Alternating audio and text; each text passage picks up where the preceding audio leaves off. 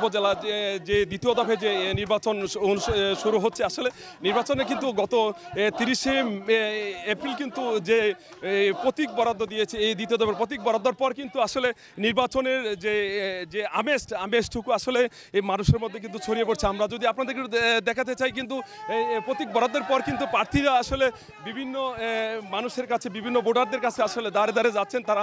আর আমি যদি আপনাদের একটু জানিয়ে রাখি, এই রূপগঞ্জ উপজেলা কিন্তু প্রার্থী ছিল 11 জন, যার মধ্যে চেয়ারম্যান পদে প্রতিদ্বন্দ্বিতা প্রার্থী হয়েছিলেন চারজন। তার মধ্যে আসলে 2 জন প্রার্থী কিন্তু প্রত্যাহার করে নিয়েছেন, আর ভাইস চেয়ারম্যান পদে ছিলেন 4 জন, 4 জনের মধ্যে 3 জন প্রত্যাহার করে নিয়েছেন, একজন কিন্তু বিনা প্রতিদ্বন্দ্বিতা ফাঁস করেছেন।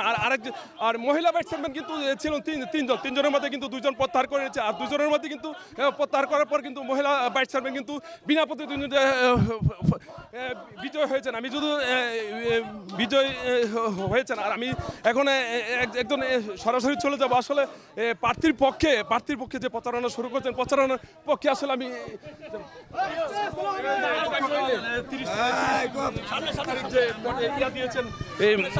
প্রতীক বরাদ্দের পর আজকে যে মাঠে নামেছেন, আপনার কাছে নির্বাচনটা কেমন লাগছে?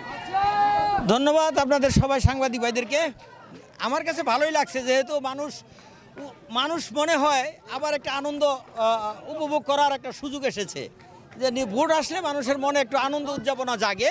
সেই সুযোগ সুবাদে আজকে মনে হয় যে আবার একটা নতুন কিছু হতে যাচ্ছে আর কি। আগামী 21শে মে আমাদের উপজেলা পরিষদ নির্বাচন সারা বাংলাদেশে, এতে করে ধারাবাহিকতায় বাংলাদেশের একটা অংশ রূপগঞ্জ উপজেলায় হচ্ছে, এবং আশা করি স্বতঃস্ফূর্তভাবে মানুষ নির্বাচনে অংশগ্রহণ করবে এবং ভোট দিতে আসবে। দর্শক, যেমনটি আমাকে আসলে জানিয়েছেন রংধনু গ্রুপের চেয়ারম্যান রফিকুল ইসলাম রফিক, যেমনটি জানিয়েছেন আসলে ভোট আর নির্বাচন কিন্তু তাদের কাছে একটি উৎসবের আমেজে পরিণত হয়েছে, এমনটাই আমাকে জানিয়েছেন। এই ছিল আমার কাছে মনিরুল আলম, গ্লোবাল টেলিভিশন, রূপগঞ্জ, নারায়ণগঞ্জ।